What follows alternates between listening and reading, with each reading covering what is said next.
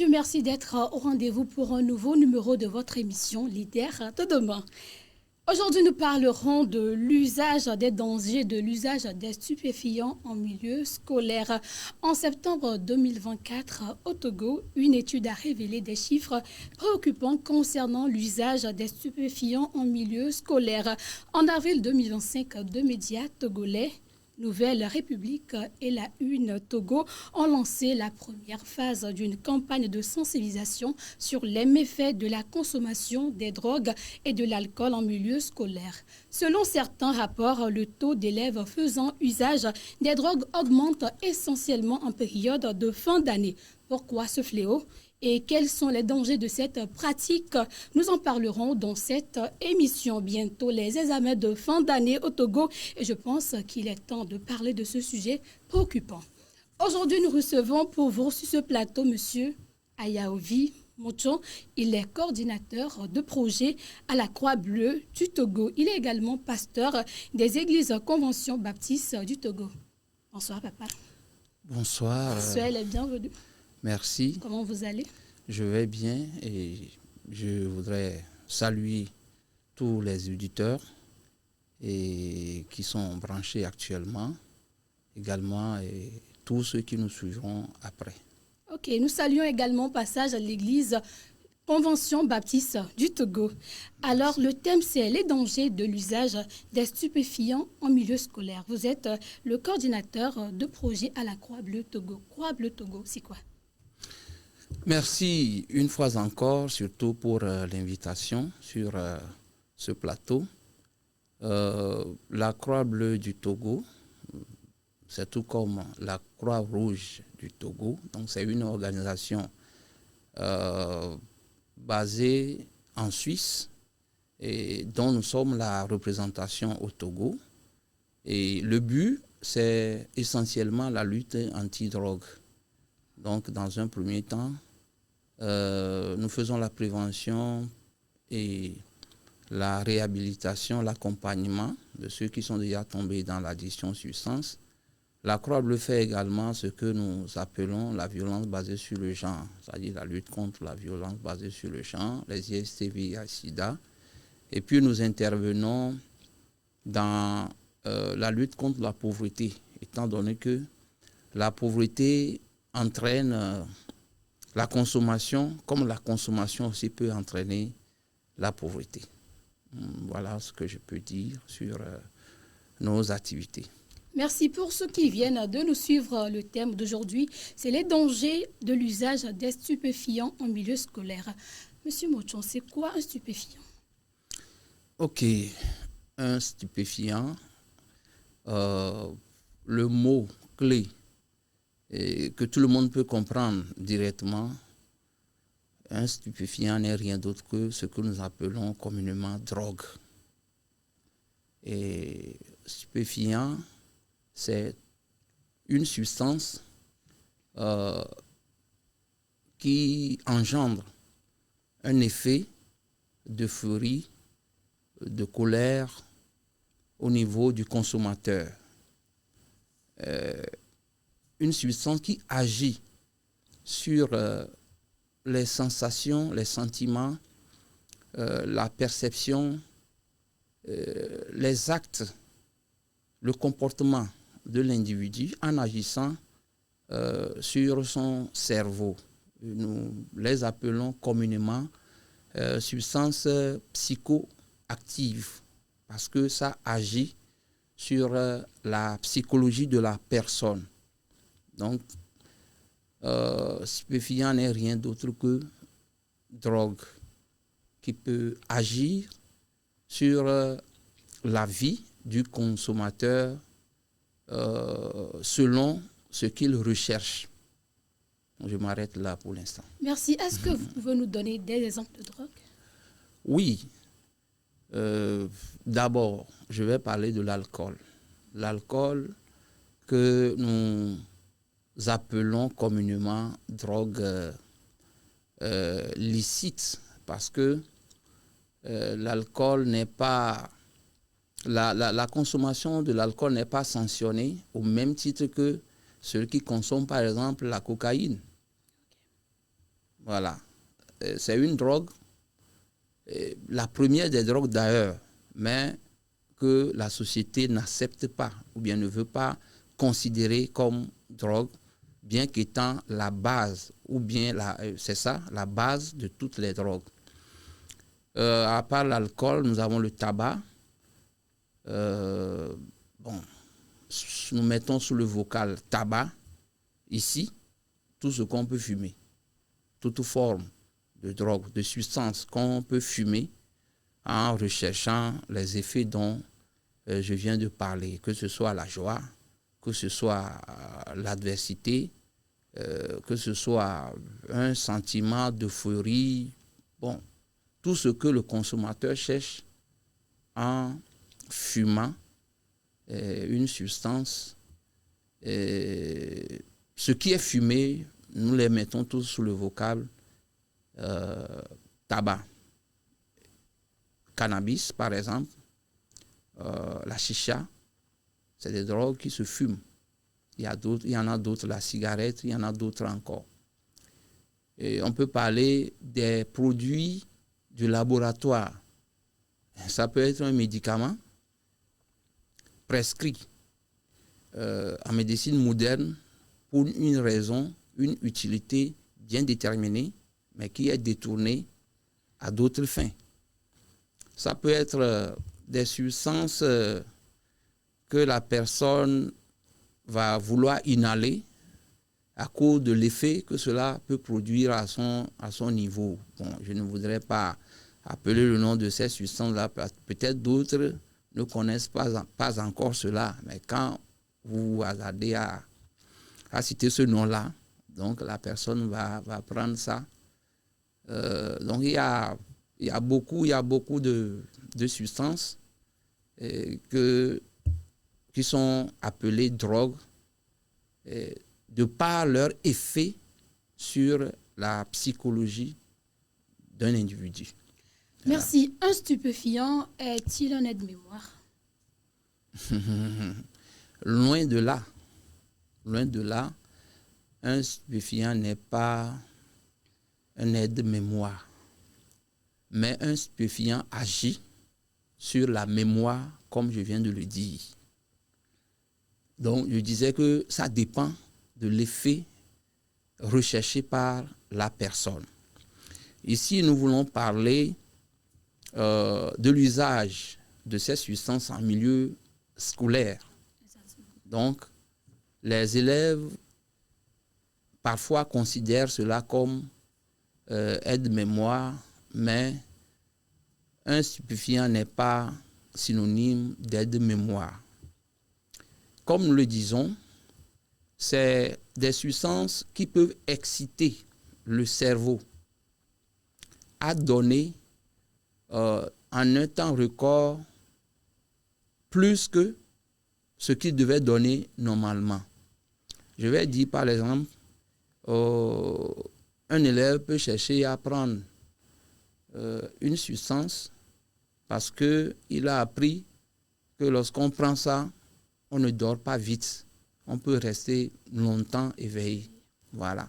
Et c'est la seule raison qui va pousser le jeune à le prendre. Effectivement, s'il prend ça, il va rester éveillé. En fait, pourquoi? Ça dépend du mode d'action de cette substance-là. La substance va dire au cerveau, lorsque le cerveau sera normalement fatigué et va vouloir se reposer, la substance va dire au cerveau, non, tu n'es pas encore fatigué, tu peux continuer. Tu peux continuer. Si à 22 heures, par exemple, le cerveau doit donner le signal à la personne qu'il est 22 heures, tu dois te reposer. Tu t'es réveillé depuis 5 heures du matin, tu ne t'es pas couché, il est 22 heures, il faut que tu te reposes. Et lorsque la personne va prendre la substance là, la substance va dire à son cerveau, c'est maintenant qu'il fait jour, il est 10 heures. Donc, c'est pour cette raison que nous appelons communément tout ce qui est drogue, nous les appelons trompe-cerveau. Parce qu'ils disent autre chose au cerveau que ce que le cerveau même connaissait. Le cerveau, en temps normal, à 21h, à 22h, à 23h, c'est que l'homme doit être fatigué, il faudrait que l'homme se repose. Donc c'est le signal normal que le cerveau doit donner à l'homme. Mais avec une consommation de substances, le cerveau va dire autre chose. Donc, ça fait que le corps va donner au-delà de ce qu'il devait donner normalement. Et comme il donne plus qu'il ne devait donner, c'est comme ça qu'il peut relâcher à tout moment. Voilà. Et c'est ce qui arrive, par exemple, au niveau des conducteurs de taxi-moto qui prennent des substances. Et quand ils prennent ça, il peut conduire 3, 4, 5 jours sans se fatiguer. Mais il peut arriver que cette personne tombe et il ne va plus se relever. Pourquoi?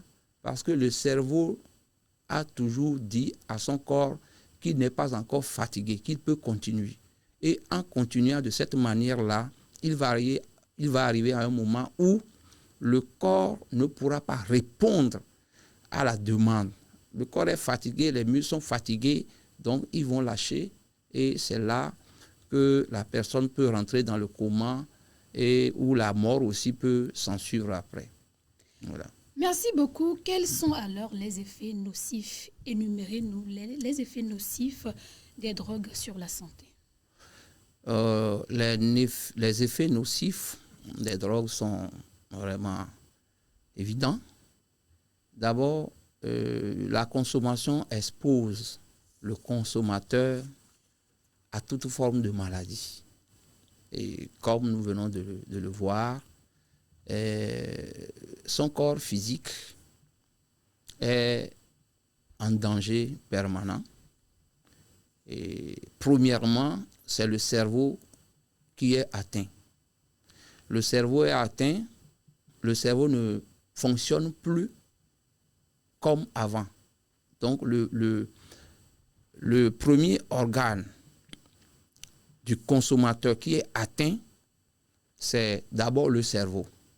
Et quand le cerveau est atteint, ça peut provoquer à la longue, d'abord des troubles de mémoire. Ça peut provoquer ce que nous appelons à l'extrême la folie. Donc, un mélange total. En dehors du cerveau, ça dépend aussi de ce qui est utilisé. Par exemple, si c'est la chicha ou bien c'est le tabac, donc les voies respiratoires seront atteintes. On peut parler de toutes les maladies qui attaquent les voies respiratoires, la tuberculose, toutes les maladies, les infections, les plaies, toutes les maladies qui peuvent attaquer les voies respiratoires. Si la personne utilise par exemple une seringue, donc en fonction de la façon dont il partage les seringues avec d'autres personnes, il peut aussi attraper toutes les maladies possibles. Bon, le cancer, c'est une maladie qu'un consommateur de substances peut attraper à tout moment, parce que la drogue peut provoquer le cancer au niveau de beaucoup d'organismes. Et si, par malheur, le cancer là est propagé par le sang, donc ça peut véhiculer cela et partager le cancer à plusieurs organes de la personne. Donc, sur le plan sanitaire, et question de maladie, le consommateur est exposé à une infinité de maladies. Il n'y a pas que la maladie. Il n'y a pas que la maladie. Je ne sais pas si la question peut toucher encore d'autres domaines parlant des conséquences de la consommation de substances psychoactives. En dehors de ce qu'on peut avoir comme effet négatif au niveau de l'individu qui consomme, il expose également l'environnement, les personnes environnantes à des maladies aussi. Nous pensons très souvent que c'est celui qui consomme, c'est lui seul qui a de problèmes. Non. Lorsque toi aussi tu es à côté d'un fumeur, lorsqu'une femme se marie à quelqu'un qui fume, que la femme ne dise pas que elle autre ne fume pas et que c'est seulement son mari qui fume. Donc s'il y a des conséquences liées sur le plan sanitaire à la consommation, cela regarde seulement son mari. C'est faux. C'est faux. Donc, une fois qu'ils sont ensemble, le mari parle, il inhale également des substances nocives, des substances toxiques de cette consommation-là. Donc, si tel est le cas, si quelqu'un fume à côté de toi, toi aussi, tu peux avoir les mêmes problèmes que cette personne-là, ou bien tu peux avoir des problèmes que cette personne-là même n'a pas. Bien sûr, à supposer que toi, ta santé est fragile, par exemple pour attraper le cancer. C'est-à-dire qu'il y a une prédisposition à ton niveau pour que tu attrapes vite le cancer, alors que cette prédisposition-là n'existe pas chez le consommateur lui-même. Donc, il suffit que toi, tu inhales la fumée de ce que lui, il fume, et rapidement, ça fait effet chez toi. Donc, c'est comme ça que des femmes vont se retrouver dans la maladie de cancer provoquée par la consommation de substances, alors qu'elles-mêmes ne consomment pas de substances psychoactives. Elles-mêmes ne prennent pas de la drogue. Donc, en dehors de ça, le consommateur met la vie de tout son environnement en danger. Par exemple, vous consommez quelque chose aujourd'hui et il va arriver à un moment que votre cerveau va réclamer plus pour vraiment se sentir à l'aise, pour avoir l'effet qu'il avait. Donc, à cette allure, vous pouvez craquer ou bien vous pouvez commencer par poser des actes dans la société qui peuvent mettre la vie de plusieurs personnes en danger. À supposer que vous consommez et que vous prenez une moto. Donc, sous l'effet de la substance, vous pouvez faire d'accidents, alors que celui avec qui vous créez l'accident, là, lui, n'a pas consommé. Voilà. Donc, celui qui ne consomme pas n'est pas autant protégé comme celui-là qui consomme. Donc, les conséquences sont vraiment sous divers angles. Sur le plan économique, celui qui consomme, il perd beaucoup de son économie. Il perd beaucoup son économie. C'est-à-dire que la drogue, elle est chère et quand vous rentrez dedans, vous pouvez être riche n'importe comment, mais au fil du temps, vous allez voir que vous allez commencer par vous appauvrir. Et toi-même qui consommes la drogue, tu n'es plus une personne capable de produire de la valeur. C'est-à-dire que tu n'es pas, économiquement parlant, tu n'es plus en bon point pour travailler et donner le meilleur de toi-même. Donc, tu es une perte pour le pays, pour la société, sur le plan économique. Et c'est comme ça que tu gaspilles également l'économie. Un jeune garçon de 22 ans qui rentre dans l'addiction dans une famille, c'est un poids économique pour cette famille-là. Donc, on va dépenser n'importe comment à cause de cet enfant. Et c'est ce que nous appelons la codépendance.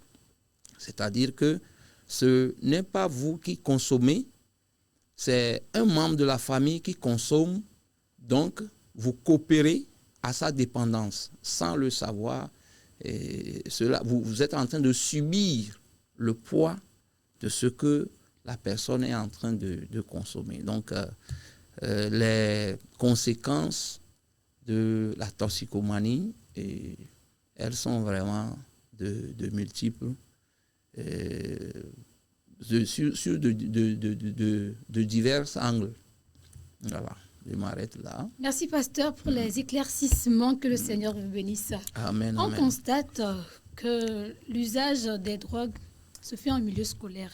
Quelles sont les raisons? Qu'est-ce qui peut pousser un apprenant à faire usage des drogues? Ok. Comme je viens de le dire,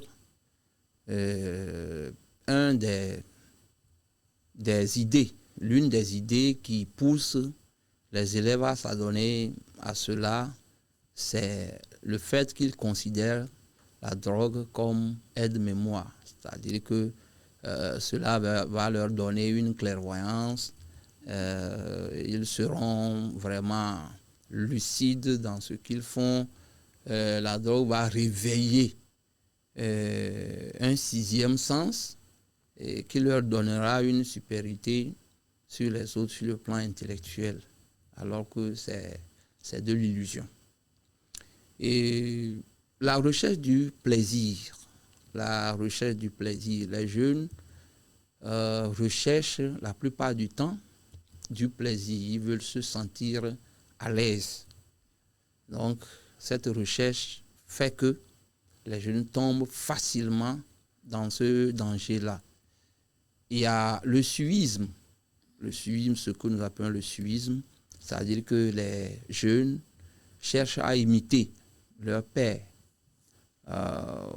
Ce que l'autre fait, je vais vouloir faire comme lui.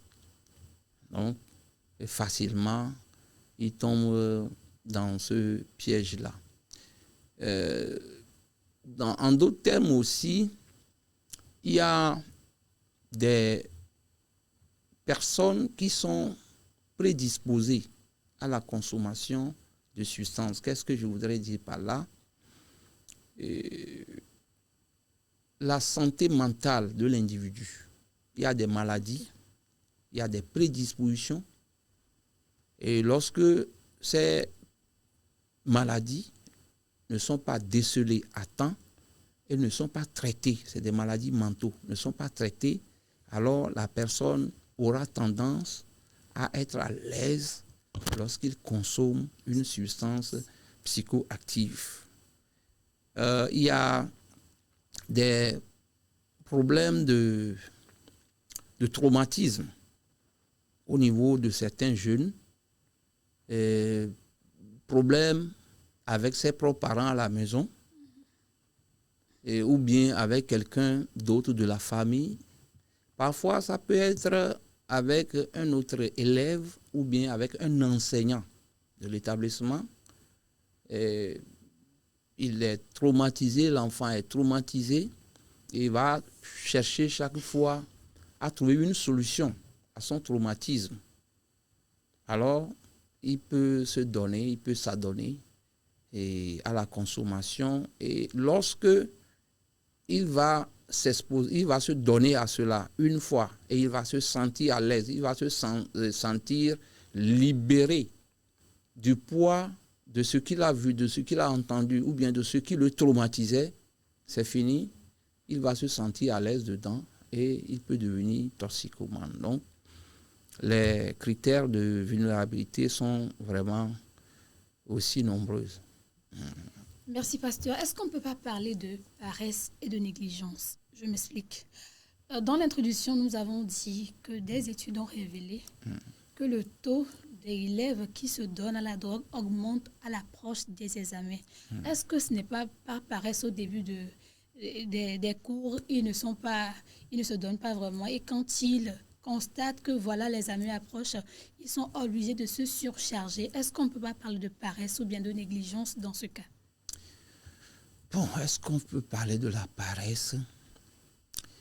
Dans un premier temps, l'enfant, il s'adonnait à d'autres choses, à d'autres plaisirs. C'est-à-dire qu'il s'amusait au début des cours, au début de l'année, il s'amusait. Et à l'approche maintenant des examens, il veut tout faire pour réussir, et c'est là qu'il tombe dans l'addiction. Oui. On peut le dire comme ça, mais c'est pas essentiellement la paresse. C'est pas essentiellement la paresse. C'est quoi alors? Bon, C'est-à-dire que d'office, on va dire que c'est la paresse, hein, mais Peut-être en dessous, il y a d'autres facteurs. il y a des facteurs, il y a d'autres facteurs. Bon, je ne sais pas si dans votre sujet, vous avez voulu qu'on aborde aussi les questions d'éducation parentale. Moi, je vais être plutôt orienté mes réflexions vers là. Parce que en temps normal, si les parents qui ont mis l'enfant à l'école sont conscients qu'ils doivent jouer un rôle dès le début de l'année, je ne pense pas que ça va arriver là-bas. C'est-à-dire que la paresse va conduire l'enfant à prendre la substance. Je ne pense pas. Voilà. Ok, nous arriverons sur ce point bientôt. Okay. Alors, comment peut-on faire comprendre à l'apprenant les dangers qu'il court en utilisant ces substances? Reprenez la question, s'il vous plaît. Comment peut-on faire comprendre à l'apprenant les dangers qu'il court en utilisant ces substances? Ok.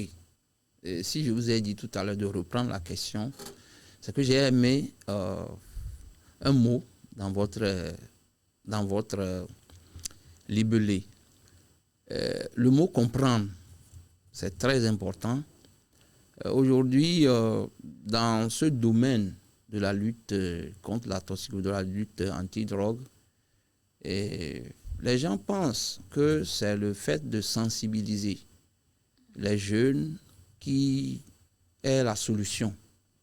Mais ce n'est pas ça.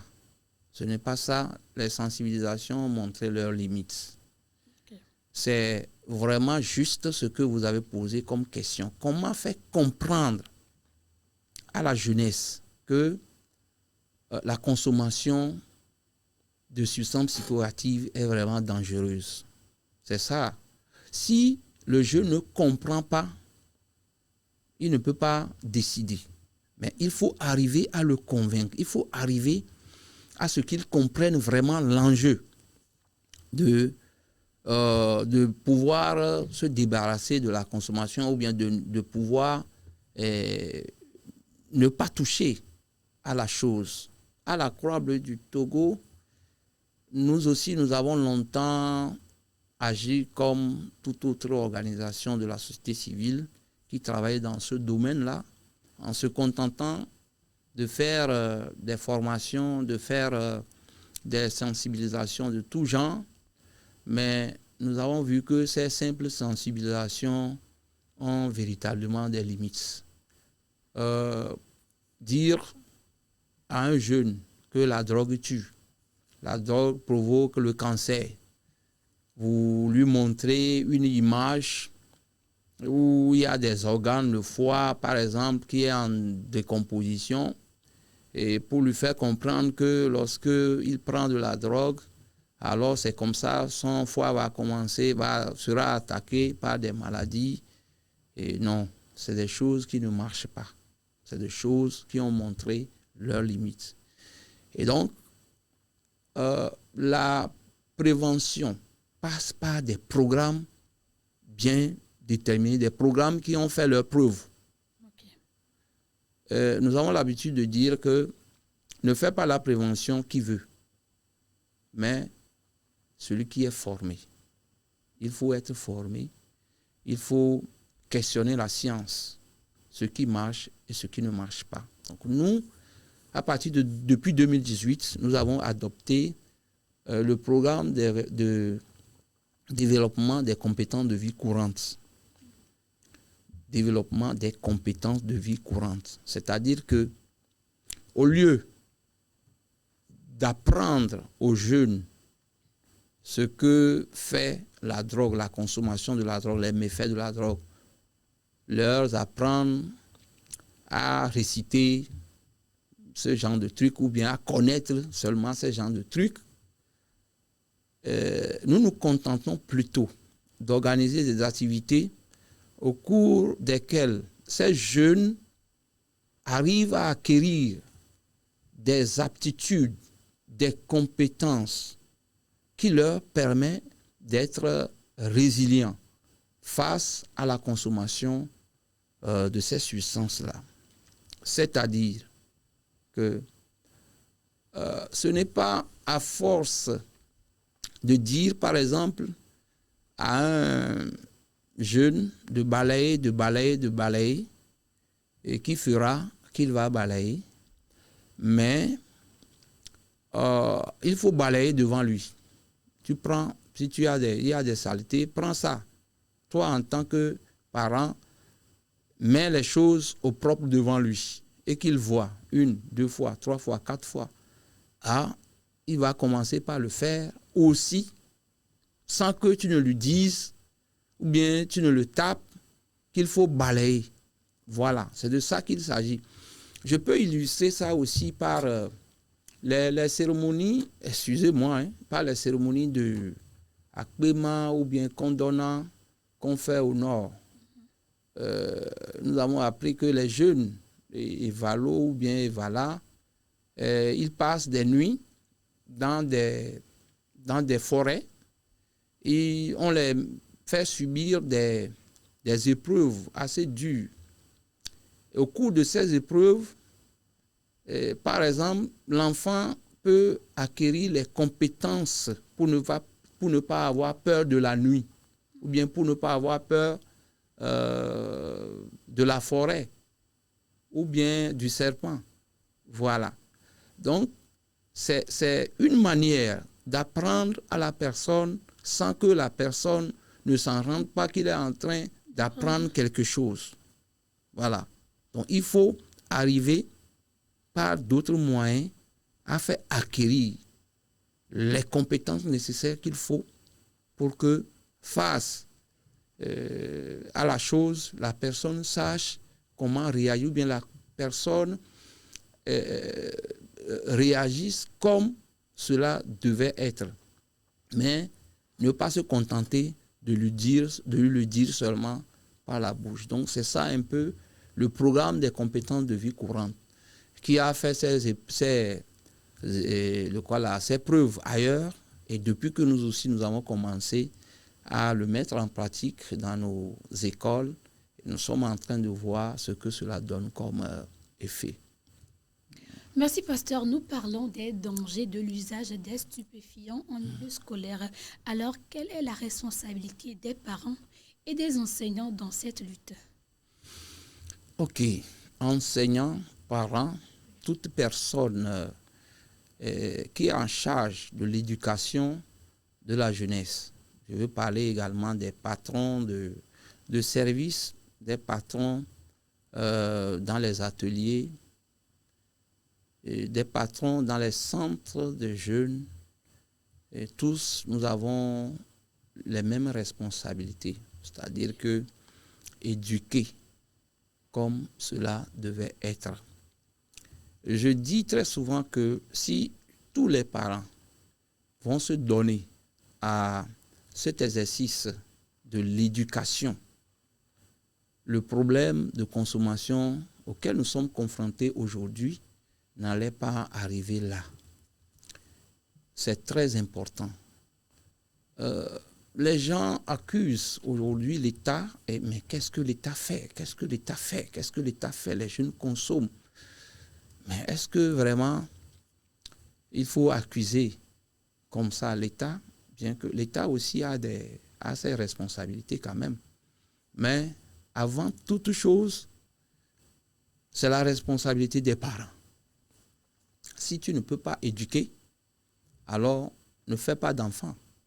Parce qu'il ne suffit pas de mettre l'enfant au monde, mais il faut pouvoir lui donner l'éducation qu'il faut pour que l'enfant là ne soit pas un danger public, ne soit pas un danger pour toi-même.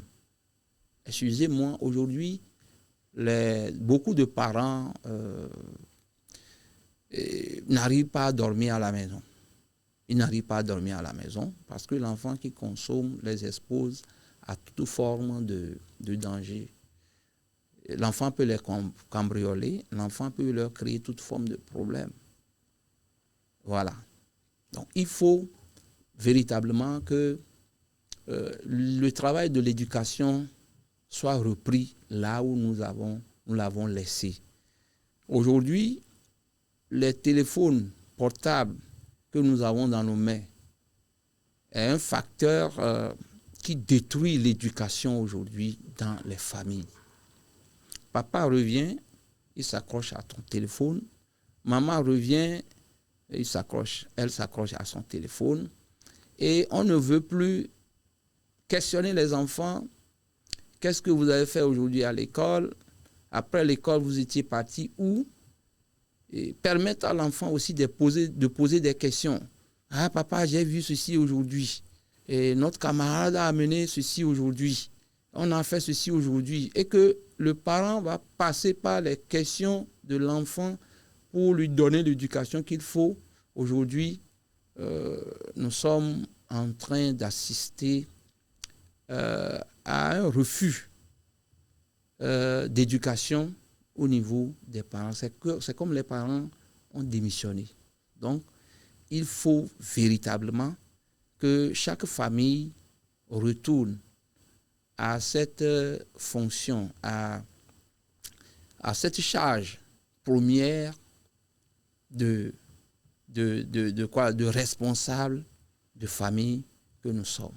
Pasteur, voilà. Est-ce que c'est vraiment un refus? Il y a aussi les défis de la vie. Les défis, ça n'en manque pas, ça n'a jamais manqué. Mais si les ancêtres, malgré tous les défis, ont su donner à nos parents l'éducation qu'il faut. Parce que ce qui se passe aujourd'hui, il y a de cela 15 ans, il y a de cela 30 ans, on n'avait pas assisté à ça.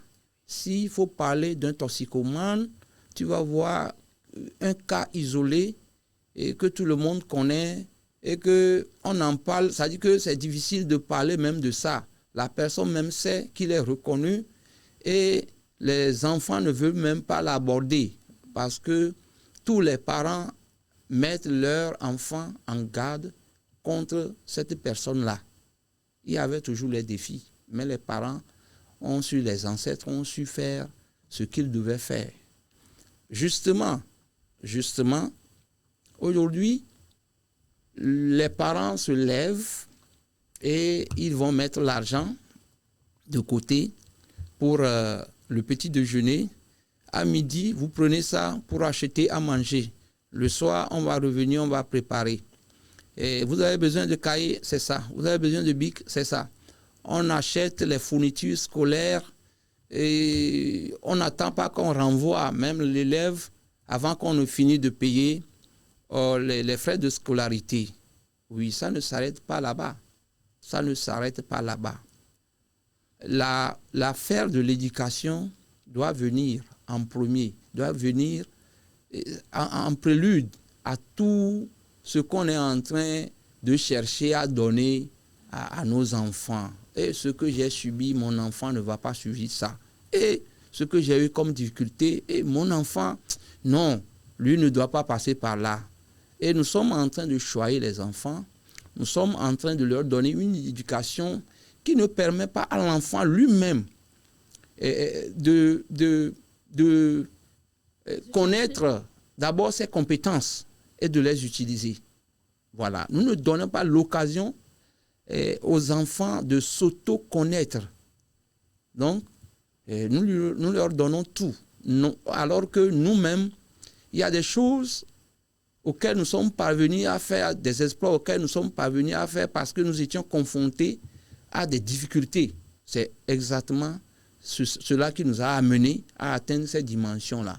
Lorsque nous privons nos progénitures, nos enfants de ces choses-là, soyons conscients qu'ils ne peuvent pas aussi accéder à ces compétences-là. Pasteur, vous venez de parler de l'éducation.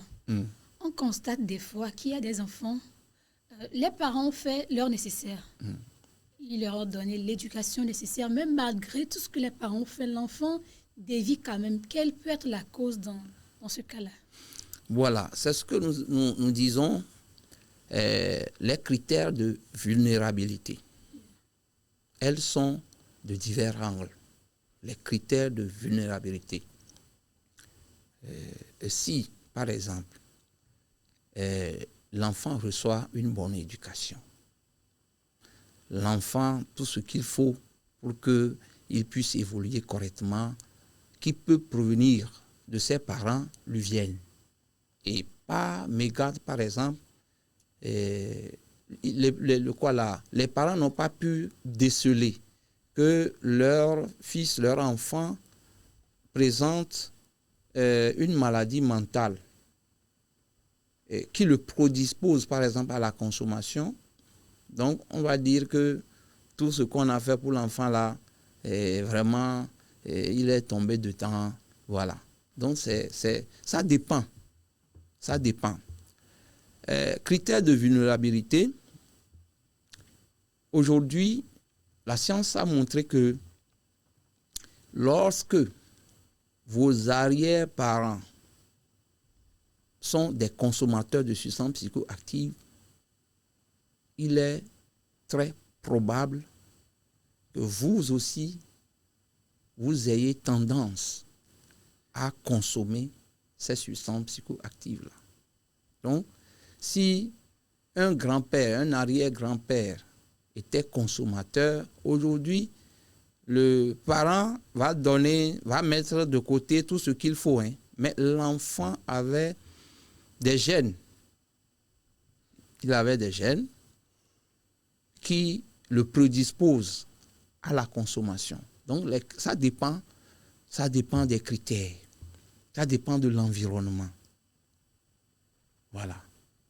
Donc, ce n'est pas parce que les parents aussi donnent une bonne éducation que l'enfant va nécessairement, il ne va pas nécessairement tomber dedans. Le parent peut donner toutes les éducations qu'il faut, faire tout son possible, mais il peut arriver que, en fin de compte, son fils se retrouve dans la toxicomanie. Donc, les critères de vulnérabilité sont vraiment de divers angles. Voilà. Merci, je ne sais pas si j'ai répondu à votre question. Voilà. Je pense que le problème est vraiment crucial et il faut vraiment, je pense qu'on a besoin de la grâce. Hein, parce que seul, on ne peut pas tout faire, on ne peut pas voir tous les coins, recoins. Il faut vraiment que Dieu nous aide. Tout à fait. Je vais compléter en disant ceci. Oui. Vous allez voir un petit qui est né dans un ghetto, par exemple. Il est né dans un ghetto. Son père peut être consommateur. Sa maman peut être consommateur. Mais ce jeune va grandir et ne va vouloir jamais toucher à une substance psychoactive. Est-ce que vous voyez? Donc, vraiment, quelquefois, la science est limitée. Ça, reconnaissons que la science est limitée, et quelquefois. Merci. Merci, pasteur. Nous arrivons presque à la fin de cette émission. Vos conseils et vos mots et votre mot de fin. Et conseil, je dirais aux parents, d'abord, de retourner à la fonction première de père de famille, de mère de famille, qui est celle de donner une bonne éducation aux enfants, celle d'être attentionné aux enfants, chercher à tisser une amitié avec les enfants et pour pouvoir les orienter. Aux jeunes, je dirais que la drogue est un trompe-cerveau. Ce qu'on leur dit aujourd'hui, que la drogue est aide-mémoire, non, c'est plutôt un trompe-cerveau. Et vraiment de s'en méfier. Et à tous ceux qui nous écoutent, je vais seulement leur dire que la bataille est à nous tous. Ce n'est pas seulement aux gouvernants, ce n'est pas seulement aux parents, mais c'est à nous tous. Merci. Merci, nous sommes à la fin de cette émission. Aujourd'hui, nous avons parlé des dangers de l'usage des stupéfiants en milieu scolaire. Nous étions avec M. Ayaovi Mochon. Il est coordinateur de projet à la Croix-Bleue du Togo. J'espère que vous avez suivi avec attention tout ce qui a été dit. L'alcool, le tabac, toutes les formes de drogue sont nuisibles à la santé.